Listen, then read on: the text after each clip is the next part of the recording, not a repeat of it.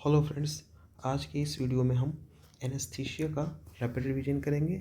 सो without wasting any time let start. सो सबसे पहले देखेंगे हम एनेस्थीसिया क्या होता है। एनेस्थीसिया का मतलब होता है आपका यहाँ पे लॉस ऑफ सेंसेशन। ठीक है, सेंसेशन के लॉस को ही हम क्या बोलते हैं, एनेस्थीसिया। ठीक है, और एनेस्थीसिया में हम दो तरह के न्यूरोट्रांसमीटर के बारे में पढ़ेंगे। एक जो होता है, दो तरीके, एक हो जाएगा आपका एक्साइटेटरी न्यूरोट्रांसमीटर और एक हो जाएगा आपका इनहिबिटरी न्यूरोट्रांसमीटर। जो एक्साइटेटरी न्यूरोट्रांसमीटर होता है उसका एग्जाम्पल है आपका ग्लूटामेट। ठीक है, और जो इनहिबिटरी न्यूरोट्रांसमीटर होता है उसका एग्जाम्पल है गाबा।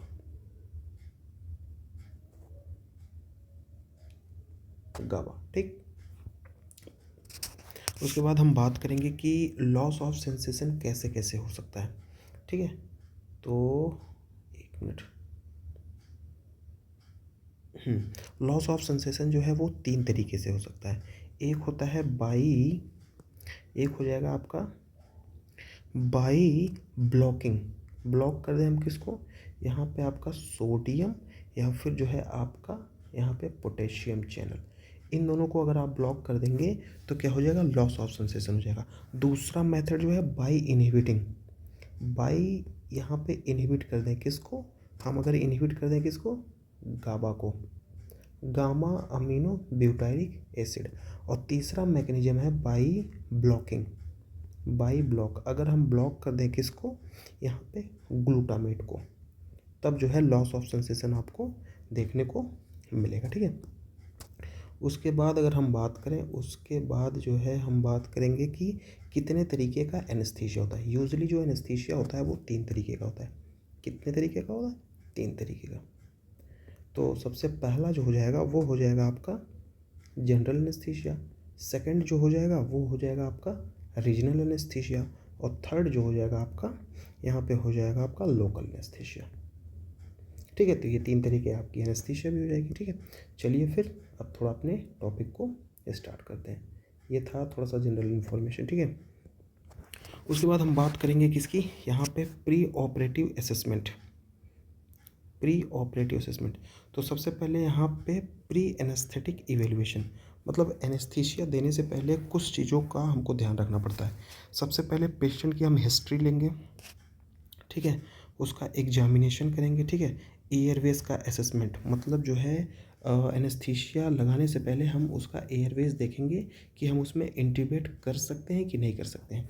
तो असेसमेंट के लिए मलहम पट्टी जो है ग्रेडिंग होती है। देखिए यहाँ पर मलहम पट्टी ग्रेडिंग स्कोर सिस्टम मैंने आपको यहाँ पे दिया। देखो क्लास 1 की अगर बात करें और क्लास 2 की बात करें तो इस केस में क्या होता है कि हम इंट्यूबेट कर सकते हैं, लेकिन आपका क्लास 4 और क्लास 3 में हम इंट्यूबेट नहीं करते। ठीक है, उसके बाद यहाँ पे थायरोमेंटल डिस्टेंस भी चेक करते हैं, जो है क्या करने के लिए, आप इंट्यूबेट करने के लिए। उसके बाद यहाँ पे एएसए ग्रेडिंग या फिर एएसए जो है क्लासिफिकेशन। एएसए का मतलब होता है यहाँ पे एक तरह का फिजिकल स्टेट क्लासिफिकेशन सिस्टम होता है। ठीक है, जो कि इंडिकेट, मतलब जो है ASA indicate American society of anaesthesiology. ASA 1 की अगर बात करें, एएसए 1 में क्या होता है, नॉर्मल हेल्थ होती है। एएसए 2 की अगर बात की जाए तो यहाँ पे आपको माइल्ड सिस्टेमिक डिजीज़ देखने को मिलेगी।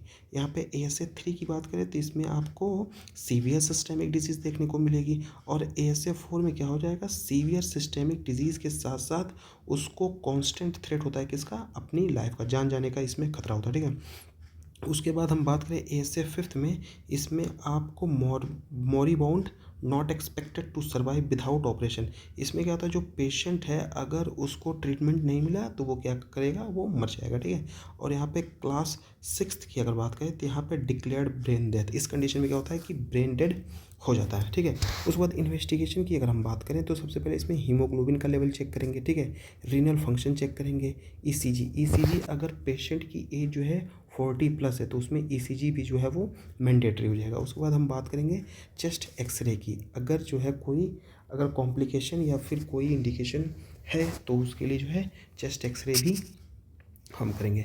उसके बाद यहाँ पे फास्टिंग गाइडलाइन, मतलब जो है ऑपरेशन से कितने देर पहले क्या चीज़ नहीं लेना है, ठीक है।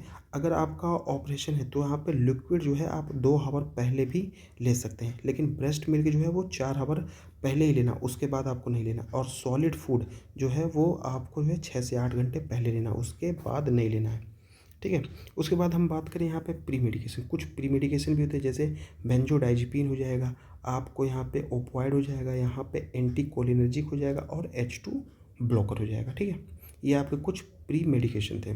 उसके बाद हम बात करेंगे कि यहाँ पे एनेस्थेटिक एजेंट और उसकी फार्माकोलॉजी, ठीक है। तो यहाँ पे इंट्रावेनस इंडक्शन एजेंट की अगर हम बात करेंगे, कुछ इंट्रावेनस इंडक्शन एजेंट होते हैं, ठीक है। तो सबसे पहले जो ड्रग का नाम है उसका नाम है आपका प्रोपोफॉल, ठीक है। यहाँ पे देखिए यूजली कितने हैं, यहाँ पे 4 दिए। एक हो जाएगा आपका कौन सा, प्रोपोफॉल, ठीक है, प्रोपोफॉल हो गया। उसके बाद आप बात करेंगे किसकी, यहाँ पे इटोमिडेट की, कीटामीन की और यहाँ पे थायोपेंटोन की, ठीक है। तो यहाँ पे जो प्रोपोफॉल होता है इसका जो डोज होता है 1.5 to 2.5 mg पर केजी, कितने देर के लिए, यहाँ पे 30 सेकंड के लिए। ऑनसेट कितना होता है, 30 सेकंड होता है, और ड्यूरेशन कितने देर के लिए देंगे, 5 से 10 मिनट के लिए। और इस कंडीशन में क्या होगा, आपको हाइपोटेंशन होगा, ठीक है, और यहाँ पे पेन ऑन इंजेक्शन, और थोड़ा सा पेन होगा आपको जब उसका हम इंजेक्शन देंगे, ठीक है। उसके बाद हम बात करेंगे किसकी, यहाँ पे इटोमिडेट की। इटोमिडेट का जो डोज है वो 0.2 से 0.3 mg पर केजी है, 30 सेकेंड। यहाँ पे ऑनसेट कितना है, 30 सेकेंड, और ड्यूरेशन की अगर बात की जाए तो यहाँ पे 5 to 10 मिनट के लिए। और इसमें आपको हीमोडायनेमिकली स्टेबल और यहाँ पे एड्रेनल सप्रेशन जो है वो देखने को मिलेगा।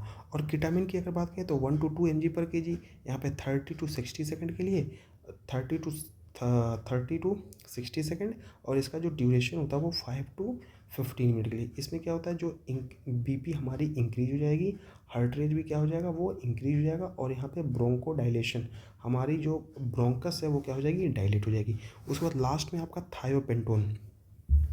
तो थायोपेंटोन की अगर बात करो 3 to 5 mg पर केजी ये देंगे, ठीक है। उसके बाद यहाँ पे क्या 30 सेकंड के लिए देते हैं, और उसके बाद जो है यहाँ पे 5 to 10 मिनट के लिए, मतलब ऑनसेट उसका 30 सेकंड होता है और ड्यूरेशन जो होता है 5 to 10 मिनट के लिए। इसमें कॉन्ट्रा इंडिकेटेड इन प्रोफायरिया, अगर प्रोफायरिया का पेशेंट है, ठीक है, प्रोफायरिया का अगर पेशेंट है तो प्रोफायरिया के पेशेंट में जो है हम इसको क्या करते हैं, अवॉइड करते हैं, तो इसको हम नहीं देते हैं, ठीक है। आइए फिर आगे हम बढ़ते हैं किसके, इन्हेलेशनल एजेंट की। बहुत ही इंपॉर्टेंट होता है ये, जितने भी इन्हेलेशनल एजेंट हैं बहुत ही इंपॉर्टेंट रोल प्ले करते हैं किसमें, एनेस्थीसिया में, ठीक है। तो सबसे पहले आता है आपका सीवोफ्लोरिन गैस। कौन सी गैस है, एमएससी का मतलब होता है मिनिमम एल्वोलर कंसंट्रेशन, और उसका की इफेक्ट क्या होगा। तो सीवोफ्लोरिन की अगर बात करें तो यहाँ पे सीवोफ्लोरिन जो होता है ना, सीवोफ्लोरिन का मैक जो है वो 2.0, इसको जो है यहाँ पे रैपिड इंडक्शन के लिए दिया जाता है। यहाँ पे यहाँ पे जो है लीस्ट एयरवे इरिटेशन, और ये जो एयरवेज है उसको क्या करता है, ये लीस्ट इरिटेट करता है। कौन, यहाँ पे सीवोफ्लोरिन। सीवोफ्लोरिन की अगर बात करें तो यहाँ पे जो है स्वीट स्मेलिंग, इसकी जो स्मेल की अगर बात करें तो यहाँ पे जो इसकी स्मेल होगी वो क्या होगी, स्वीट। स्मेल जो होती है वो स्वीट होती है, और जो है ये स्पेशली जो है यूज़ किया जाता है किसमें, चिल्ड्रन में। सीवोफ्लोरिन जो होता है वो यूजली जो है यूज़ किया जाता है चिल्ड्रन में। और ये जो है सीवोफ्लोरिन की अगर बात करें तो ये एजेंट ऑफ चॉइस होता है किसमें, यहाँ पे अगर कोई कार्डियक सर्जरी है, यहाँ पे कोई कार्डियक सर्जरी है उसके लिए, या फिर जो है लीवर सर्जरी है, लीवर की सर्जरी हुई उसके लिए जो है ये क्या है आपका एजेंट ऑफ चॉइस है, ठीक है। उसके बाद हम बात करें आइसोफ्लोरिन की, तो आइसोफ्लोरिन जो होता है वो 1.2, इसकी जो मैक की वैल्यू है, यहाँ पे इसकी मैक की वैल्यू 1.2 है, और यहाँ पे कोरोनरी स्टील फिनोमिना जो है ये शो करता है। कौन आपका, ये आपका कौन, ये आइसोफ्लोरिन, ठीक है। और ये चिल्ड्रन में नहीं यूज़ किया जाता, यहाँ पे नॉट यूज्ड इन चिल्ड्रन, मतलब आइसोफ्लोरिन बच्चों में यूज़ नहीं किया जाता है। और ये एजेंट ऑफ चॉइस होता है किसमें, ये कार्डियक सर्जरी अगर आपको करनी हो, या फिर जो है आपको न्यूरो सर्जरी करनी हो, तो न्यूरो सर्जरी और कार्डियक सर्जरी में आप इसको यूज कर सकते हैं, ठीक है। उसके बाद हम बात करेंगे किसकी, डेस्फ्लोरिन की। यहाँ पे डेस्फ्लोरिन का जो मैक है वो 6.0 है, ठीक है। और यहाँ पे ये क्या करता है, यहाँ पे एयरवेज का इरिटेशन और यहाँ पे फास्ट वेकअप, और इसका जो एक्शन होता है वो फास्ट वेकअप होता है। डेस्फ्लोरिन की अगर बात किया जाए तो यहाँ पे जो है ये सेकंड बेस्ट एजेंट होता है, और यहाँ पे ये सेकंड बेस्ट एजेंट फॉर, यहाँ पे अगर आपको डे केयर सर्जरी करनी है, तो यहाँ पे ये सेकंड बेस्ट एजेंट होता है आपका डेस्फ्लोरिन। और ये जो है बेस्ट होता है किसके लिए, मैनेजमेंट के लिए, किसके, एनेस्थीसिया के, मतलब एनेस्थीसिया को मेंटेन करने के लिए भी ये बहुत यूज़फुल। और इसकी जो है स्मेलिंग जो होती है ना वो फाउल स्मेलिंग होती है, जिसकी वजह से क्या हो जाएगा, डिस्पीनिया हो जाएगा, ठीक है। और ये मैक्सिमम ग्रीन हाउस इफेक्ट को भी कॉज करता है। और इसको जो है हम न्यूरो सर्जरी, अगर न्यूरो सर्जरी कर रहे हैं तो इसको हम यूज कर सकते हैं, ठीक है। उसके बाद हम बात करेंगे किसकी, नाइट्रस ऑक्साइड की। एक मिनट, ये आपका आ गया नाइट्रस ऑक्साइड की। नाइट्रस ऑक्साइड की जो मैक की वैल्यू है वो क्या है, मैक्सिमम है। तो इसकी वजह से क्या, ये डिफ्यूजनल हाइपोक्सिया कर देगा। इसकी वजह से इसको हम अवॉइड करते हैं किसमें, नीमोथोरैक्स में, ठीक है। उसके बाद हम बात करेंगे कि इसका अगर मैकेनिज्म ऑफ एक्शन की अगर मैं बात करूँ, ठीक है, तो इसकी अगर बात करें यहाँ पे मैकेनिज्म ऑफ एक्शन की अगर बात की तो यहाँ पे ये क्या होता है आपका NMDA ब्लॉकर होता है, ये NMDA ब्लॉकर होता है, ठीक है। और ये क्या है आपका आइडियल एनेस्थेटिक एजेंट होता है, ठीक है। और यहाँ पे ये इसका कोई भी ग्रीन हाउस इफेक्ट नहीं होता है। और इसका सिर्फ एक ही डिसएडवांटेज है कि ये बहुत कॉस्टली होता है, ठीक है। तो ये रहा आपका इनहेलेशनल क्या था, हाँ, इनहेलेशनल एनेस्थेटिक, ठीक है। उसके बाद बात करें हम किसके, मसल रिलैक्सेंट की। तो यहाँ पे सबसे पहला जो आपका आता है वो यहाँ पे सक्सिनिल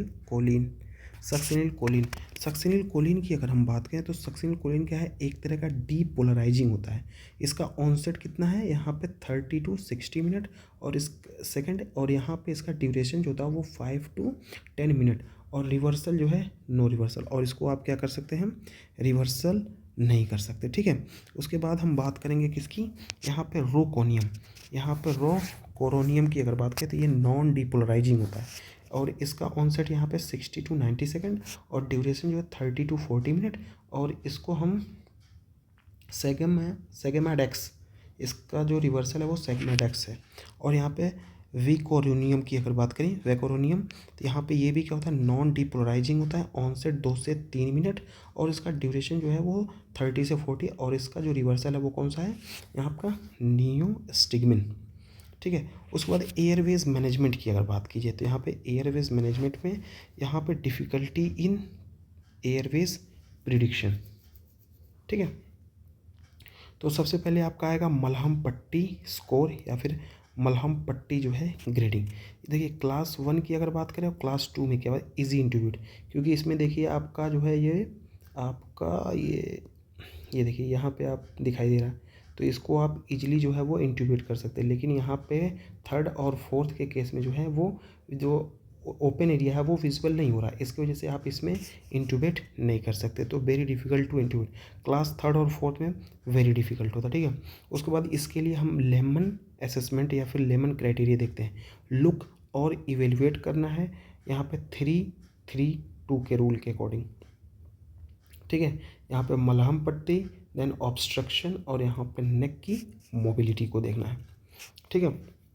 उसके बाद हम बात करेंगे यहाँ पे इंट्रोट्रैकियल इंट्यूबेशन की। तो यहाँ पे सबसे पहले मखनतोश ब्लेड और यहाँ पे मिलर ब्लेड। तो यहाँ पे जो मखनतोश होता है वो यहाँ पे कर्व्ड होता है, ये देखिए आप मखनतोश की अगर बात की तो ये देखिए कर्व्ड है, ठीक है। और यहाँ पे लिफ्ट करता है किसको, एपिग्लोटिस को इनडायरेक्टली, ठीक है। तो यहाँ पे मखनतोश जो होता है वो एडल्ट में यूज होता है, और दूसरा आपका मिलर जो है ये स्ट्रेट होता है और ये लिफ्ट करता है किसको, डायरेक्टली, बेटर इन इन्फेंट, मतलब जो है मिलर जो होता है वो बच्चों के लिए होता है, और मखनतोश की अगर बात कीजिए तो मखनतोश जो हो जाएगा वो आपका वो बड़ों में यूज़ किया जाता है, या फिर जो है आप एडल्ट में इसको यूज कर सकते हैं, ठीक। उसके बाद हम बात करें सुप्राग्लोटिक एयरवेज डिवाइस, तो यहाँ पे आपको लेरेंजियल मास्क एयरवेज, यहाँ पे अल्टरनेटिव टू इंट्यूबेट, ये अल्टरनेटिव किसका, इंट्यूबेट का, और ये Contra indicated in aspiration risk, अगर पर्सन को एस्पायरेशन का रिस्क है तो इसको हम यूज नहीं कर सकते, ठीक है।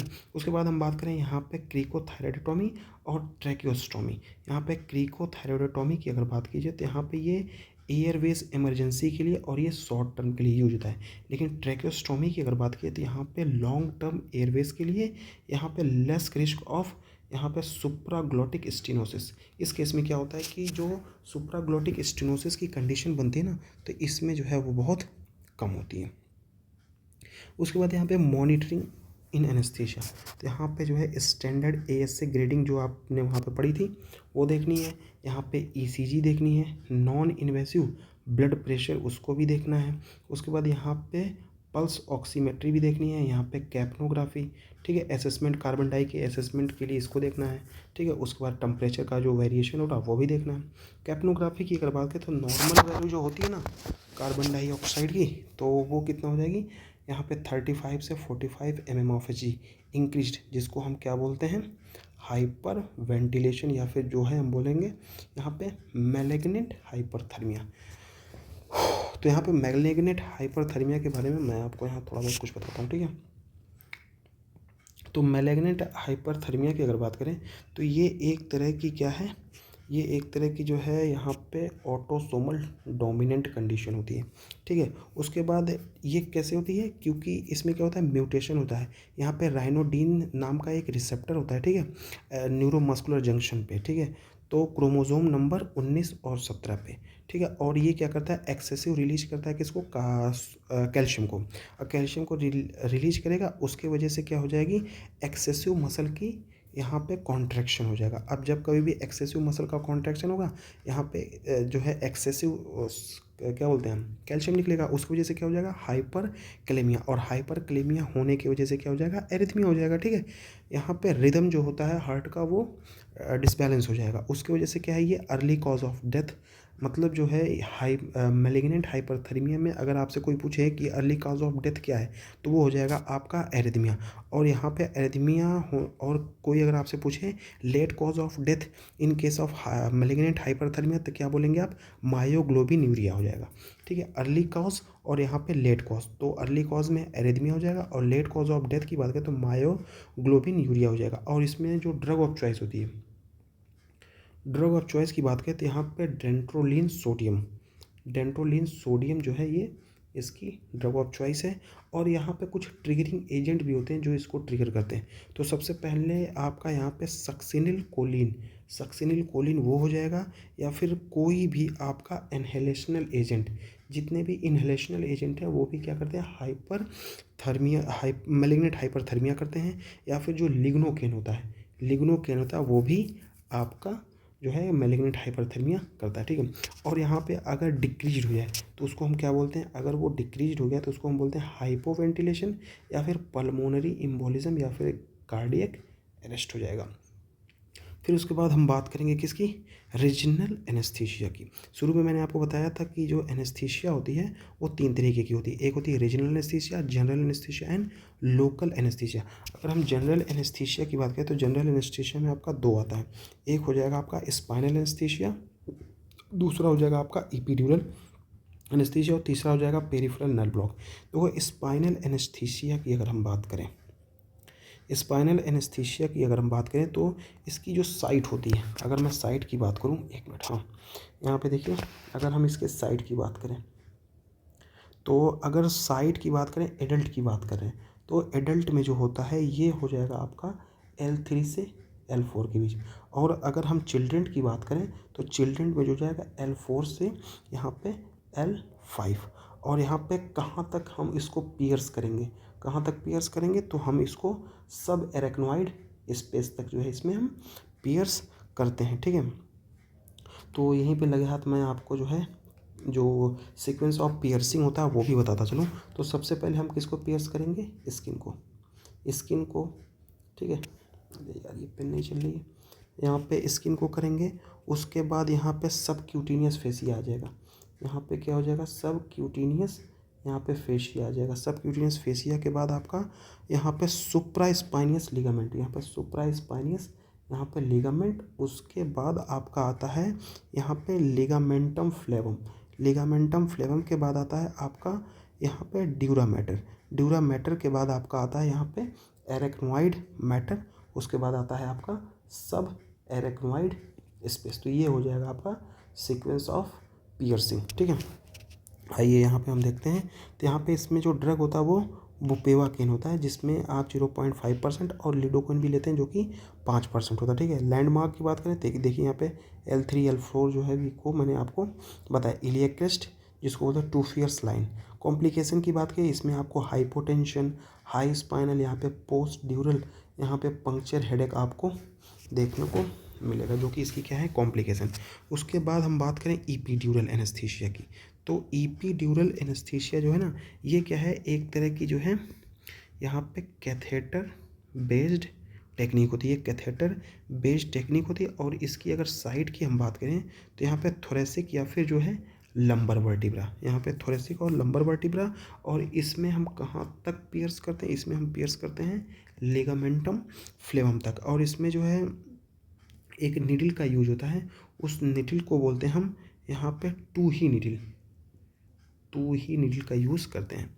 ठीक है, उसके बाद हम बात करें यहाँ पे ड्रग के, तो बुपीवाकेन, यहाँ पे रोपीवाकेन और यहाँ पे फेंटेनिल जो है यूज़ करते हैं। की फीचर की बात करें, ये स्लो ऑनसेट होता है, यहाँ पे टाइट्रेबल होता है, यहाँ पे catheter placement for prolong anaesthesia, क्योंकि मैंने शुरू में ही आपको बताया कि कैथेटर बेस्ड टेक्निक होती है। ठीक है, उसके बाद हम बात करें पेरिफेरल नर्व ब्लॉक की। तो यहाँ पे कॉमन ब्लॉक की बात की तो यहाँ पे ब्रैकियल प्लेक्सस में, जिसमें आपको इंटरना स्क्लेनी या फिर सुप्रा क्लेविकुलर, यहाँ पे फीमोरल या फिर जो है वो साइटे की कॉमन ब्लॉकिंग पॉइंट जो है ये होते हैं।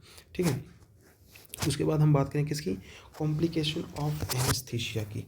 नॉर्मली जो है एनेस्थीसिया की क्या क्या कॉम्प्लिकेशन हो सकती है। ठीक है, तो जनरल एनेस्थीसिया की बात करते हैं यहाँ पे मैलिग्नेंट हाइपोथर्मिया। अभी को मैंने आपको वहाँ पे ट्रिगरिंग एजेंट भी बताया था मैंने आपको, सक्सिनिल कोलिन हो जाएगा, लिडोकेन हो जाएगा, और जितने भी यहाँ पे इनहेलेशनल एजेंट होते हैं वो हो जाएंगे। साइन की आपको यहाँ पे हाइपर कैपनिया देखने को मिलेगा, यहाँ पे टैकीकार्डिया, रिजिडिटी या फिर जो है फीवर देखने को मिलेगा। ट्रीटमेंट की बात करें डेंट्रोलिन सोडियम बताया था मैंने 2.5 mg/kg, या फिर कूलिंग करिए उसको या फिर कोई सपोर्टिव केयर दीजिए। उसके बाद हम बात करेंगे किसके, स्पाइनल और ईपीड्यूरल की बात करें तो सबसे पहले इसमें क्या हो जाएगा, आपको हाइपोटेंशन, यहाँ पे pre load with fluid, treat with यहाँ पे इफेड्रिन, और इसमें जो ट्रीटमेंट के लिए आप एफेड्रिन भी दे सकते हैं या फिर जो है फिनाइल इपिनेफ्रिन भी जो है दे सकते हैं। उसके बाद यहाँ पे पोस्ट ड्यूरल पंक्चर हेडेक्ट के लिए जो है यहाँ पे बेड रेस्ट देना पड़ेगा आपको, यहाँ पे हाइड्रेशन या फिर इपीड्यूरल ब्लड पैच। यहाँ पे हाई स्पाइनल की अगर बात करें तो यहाँ पे रेस्पिरेटरी अरेस्ट, इसमें क्या है इंट्यूबेशन और वेंटिलेशन जो है बहुत बड़ी कॉम्प्लिकेशन हो जाएगी। लोकल एनेस्थेटिक जिसमें क्या होता है आपका यहाँ पे सिस्टेमिक टॉक्सिसिटी हो जाएगी। इसमें सिम्टम्स की बात करें यहाँ पे सीएनएस का एक्साइटमेंट हो जाएगा। आप सीएनएस का जब कभी भी एक्साइटमेंट होता है तो आपको यहाँ पे ट्रीमर या फिर जो है सीजर की जो कंडीशन है वो देखने को मिलती है, या फिर यहाँ पे सीएनएस डिप्रेसेंट भी आपको देखने को मिलेगा, यहाँ पे कोमा या फिर कार्डियक अरेस्ट देखने को मिलेगा। ट्रीटमेंट की बात करें यहाँ पे लिपिड इमल्शन थेरेपी या फिर एयरवेज को सपोर्ट दीजिए या फिर बेंजोडाइजिपिन फॉर सीजर्स, ठीक है, दे सकते हैं। स्पेशल सिचुएशन की बात करें यहाँ पे ऑब्स्ट्रक्टिव एनेस्थीसिया की अगर बात की है तो यहाँ पे प्रीफर्ड, यहाँ पे रीजनल एनेस्थीसिया इसमें प्रीफर्ड की जाती है, जिसमें आप स्पाइनल भी दे सकते हैं या फिर जो है ईपी ड्यूरल भी दे सकते हैं। अवॉइड करना है किसको, यहाँ पे कीटामिन, क्योंकि ये यूट्राइन टोन को जो है वो अफेक्ट करता है। यहाँ पे नेसिड्स नहीं देना है क्योंकि क्लोजर ऑफ डक्टस आर्टरियोसस हो जाएगा। ठीक है, उसके बाद पीडियाट्रिक एनेस्थीसिया की अगर बात करें, इंडक्शन की बात करें तो यहाँ पे सीवोफ्लोरिन इनहेलेशनल जो कि यूजली प्रीफर्ड की जाती है। यहाँ पे कॉम्प्लिकेशन की बात करें तो यहाँ पे लैरिंगोस्पाज्म, जो हमारी लैरिंग्स है वो क्या हो जाएगी, सिकुड़ जाएगी, स्पाज्म उसमें आ जाएगा, और इसको ट्रीट करने के लिए पॉजिटिव प्रेशर वेंटिलेशन या फिर जो है यहाँ पे सक्सिनिल कोलिन देंगे। उसके बाद यहाँ पे गेरिएट्रिक एनेस्थीसिया की बात की जाए तो यहाँ पे ये कंसर्न होता है रिड्यूस्ड एमएसी का मिनिमम एल्वुलर कंसंट्रेशन जो इसमें रिड्यूस होता है, और इंक्रीज होती है क्या, सेंसिटिविटी ऑफ द ड्रग, और यहाँ पे क्या हो जाएगा आपको स्लो रिकवरी। उसके बाद हम बात करेंगे post operative care and pain का मैनेजमेंट। तो यहाँ पे post anaesthetic care unit PACU monitor for airways obstruction, hypoxia, nausea और यहाँ पे वोमिटिंग या फिर जो है दर्द के लिए होता है। ठीक है, तो सबसे पहला जो ड्रग है वो क्या हो जाएगा आपका ओपोइड। ओपोइड जो होता है यहाँ पे क्या है, ये स्ट्रॉन्ग यहाँ पे एनाल्जेसिक्स होता है। ठीक है, और इसका एग्जांपल है मॉर्फिन और फैंटेनिल। नेसेट्स की बात करें तो ये क्या है, एक तरह का एंटी इन्फ्लेमेटरी जिसमें आप यहाँ पे आइबुप्रोफेन और यहाँ पे कीटोरोलेक दे सकते हैं। ठीक है, उसके बाद एडजुवेंट की अगर बात करें तो यहाँ पे एडजुवेंट में जो है एडजुवेंट्स यहाँ पे कीटामिन और यहाँ पे हो जाएगा डेक्सा, यहाँ पे डेक्स मेटाटोमीडिन जो है वो दे सकते हैं। अब उसके बाद हम देखते हैं कुछ निडल के बारे में। तो सबसे पहले जो है हमें क्विंकी निडल है। क्विंकी निडल जो होता है ये ड्यूरा कटिंग, अगर ड्यूरो को कट करना है तो हम क्विंकी निडल का जो है ये यूज़ करते हैं। उसके बाद अगर यहाँ पे जो है वाइट केयर निडल की अगर बात करें तो ये ड्यूरा को स्प्लिट करने के लिए, कटिंग के लिए क्विंकी, और यहाँ पे अगर उसको स्प्लिट करना है तो यहाँ पे वाइट केयर जो है वो देते हैं। उसके बाद यहाँ पे स्पोरोटी निडल जो होती है वो भी यूज़ करते हैं कभी कभी। उसके बाद हम बात करें यहाँ मोस्ट इम्पॉर्टेंट जो होता है वो यहाँ पे पिन इंडेक्स। देखिए पिन इंडेक्स को याद करने का सबसे बेस्ट तरीका है, सबसे पहले आप यहाँ पे 5 लिख लीजिए, 6 लिख लीजिए, 7 लिख लीजिए, फिर ठीक है उसके बाद यहाँ पे 1 2 3 ऐड कर दिए तो यहाँ पे 1 5 जो हो जाएगा वो पिन इंडेक्स किसका हो जाएगा, एयर के लिए। 2 5 की अगर बात करें तो ये ऑक्सीजन के लिए। 3 5 जो हो जाएगा वो नाइट्रस ऑक्साइड के लिए। 1 6 2 6 और 3 6। 1 6 जो होता है अगर कार्बन डाइऑक्साइड की जो कंसनट्रेशन है वो 7% से ज़्यादा है तो उसको 1 6 बोलेंगे। अगर 7% से कम है, यहाँ पे देखिए 7% से कम है तो उसको 2 6 बोलेंगे। और 3 6 के लिए जो है साइक्लोप्रोपेन। ठीक है, और उसके बाद 7 जो होता है वो एंटेनॉक्स, जिसमें जो है 2 गैस की कंपोजिशन होती है। 50% आपको कार्बन डाइऑक्साइड और 50% आपको नाइट्रस ऑक्साइड देखने को मिलेगा। उसके बाद कौन सा सिलेंडर में कौन सी गैस भरी होती है उसके बेसिस पे हम यहाँ पे थोड़ा बहुत कुछ ना कुछ देखें। तो एयर की अगर बात करें तो एयर की बात करें तो यहाँ पे ग्रे बॉडी, मतलब जो बॉडी होती है वो ग्रे होती है with black and white shoulder. ये देखिए आप यहाँ पे देखिए, यहाँ पे जो बॉडी है वो ग्रे है लेकिन जो उसका शोल्डर है वो ब्लैक एंड वाइट है। उसके बाद ऑक्सीजन की अगर बात कीजिए तो यहाँ पे जो उसकी बॉडी होती है वो ब्लैक होती है लेकिन जो उसका शोल्डर होता है वो क्या हो जाएगा आपका वाइट हो जाएगा। उसके बाद N2 की बात करें, N2 नाइट्रस ऑक्साइड, इसका जो है पूरा ब्लू होता है, इसका बॉडी भी ब्लू होती है और इसकी जो है आपका शोल्डर वो भी ब्लू हो जाएगा। उसके बाद कार्बन डाइऑक्साइड की बात करें तो इसकी भी, इसका जो है वो ग्रे हो जाएगा, यहाँ पे बॉडी भी इसकी ग्रे है, इसका जो है शोल्डर है वो भी ग्रे हो जाएगा। साइक्लोप्रोपेन की अगर बात कीजिए तो यहाँ पे जो है आपको ये ऑरेंज कलर। एंटोनॉक्स की बात करें तो यहाँ पे ब्लू बॉडी विथ यहाँ पे वाइट शोल्डर। बॉडी जो है वो आपकी ब्लू है और जो शोल्डर है वो आपका वाइट हो जाएगा यहाँ पे। उसके बाद लैरिंगोस्कोप के बारे में मैंने आपको बता दिया था। उसके बाद यहाँ पे गुडल एयरवेज की अगर बात की तो गुडल एयरवेज को लगाने का जो बेस्ट तरीका होता है, सबसे पहले यहाँ पे मिड पॉइंट ऑफ इंसिजन से इसको नाप मतलब मेज़र करते हैं एंगल ऑफ मैंडिबल से। उसके बाद जो है हम क्या करते हैं, इसको प्लेस करते हैं। ठीक है, तो ये था आपका एनेस्थीसिया के बारे में। अगर नियर अबाउट ये तो हो ही गया है, थोड़ा सा मैं यहाँ पे आपको और बताता चलूँ। ठीक है, सर्किट के बारे में। तो सर्किट जो होती है वो आपकी 3 तरीके की होती है। जो सर्किट होगी वो आपकी 3 तरीके की, एक हो जाएगी आपकी ओपन सर्किट, एक हो जाएगी आपकी क्लोज सर्किट, एक हो जाएगी आपकी सेमी क्लोज सर्किट। तो ओपन सर्किट की बात कीजिए तो यहाँ पे इजी, ये बहुत इजी होती है लेकिन आज के ज़माने में हम इसको यूज़ नहीं कर सकते। ठीक है, और इसका सबसे बड़ा डिसएडवांटेज ये क्या है कि जब इस सर्किट को यूज करते हैं ना तो कार्बन डाइऑक्साइड की बात करें तो ये रूम में एक्यूमुलेट हो जाती है। इसकी वजह से जो डॉक्टर होते हैं वो क्या हो जाएंगे, वो अनकॉन्शियस हो जाएंगे। तो इस सर्किट का जो है यूजली हम यूज़ नहीं करते। ठीक है, उसके बाद हम बात करें दूसरी सर्किट का, जो कि क्या है आपकी यहाँ पे क्लोज सर्किट। इसका जो एडवांटेज है ना, तो इसमें जो गैस का जो फ्लो होता है वो आप इसमें रिड्यूस भी कर सकते हैं। मतलब अपने मन के अकॉर्डिंग जो है गैस कितना जाना चाहिए या फिर कितना आना चाहिए वो जो है आप इसमें डिसाइड कर सकते हैं। और इसमें जो गैस है उसको आप ह्यूमिडिफाई कर सकते हैं। लेकिन इसका जो है डिसएडवांटेज क्या है कि यहाँ पे heavy, so difficult to move, ये बहुत हैवी होती है, हैवी होगी इसलिए आप इसको कहीं भी मूव नहीं कर सकते। उसके बाद लास्ट की बात करें तो यहाँ पे सेमी क्लोज सर्किट जो कि मैक्सिमली जो है वो यूज़ होते हैं, इसको हम बोलते हैं मैपल्सन सर्किट, इसको हम बोलते हैं मैपल्सन सर्किट। और ये जो होती है वो 6 तरीके की होती है, मैपल्सन A B C D E और एफ। जो ई और एफ की अगर हम बात करें तो ये पीडियाट्रिक पॉपुलेशन में यूज़ होती है, और ए बी सी डी जो होती है वो यूज होती है आपकी एडल्ट में, ठीक है। उसके बाद यहाँ पे फ्लूइड फॉर सर्जरी की बात की जाए तो सबसे पहले आता है कोलवाइड। कोलवाइड की बात की जाए तो यहाँ पे क्या है, ये एक तरह का जो है वो ब्लड प्रोडक्ट है, क्या है, ब्लड प्रोडक्ट। उसके बाद आपका आता है क्रिस्टलवाइड, यहाँ पे क्रिस्टलवाइड में जो है दो तरीके, एक हो जाएगा आपका आइसोटोनिक हो जाएगा, आइसोटोनिक, और दूसरा जो हो जाएगा आपका हाइपोटोनिक। आइसोटोनिक की बात करें तो यहाँ पे आपको नॉर्मल सेलाइन, और यहाँ पे आपको रिंगर लैक्टेड, जो कि फ्लूइड ऑफ चॉइस है किसमें, सर्जरी में। उसके बाद हम बात करें किसकी, यहाँ पे हाइपोटोनिक, तो हाइपोटोनिक में आप डेक्स्ट्रोज, जो कि क्या होता है 5% आप यूज कर सकते हैं। तो ये था आपका एनेस्थीसिया के बारे में। होप ये वीडियो आपको अच्छी लगी हो, और आपसे यही रिक्वेस्ट है कि चैनल को सब्सक्राइब करें और दोस्तों को भी शेयर करें। Thank you for watching, keep supporting and have a nice day. Thank you.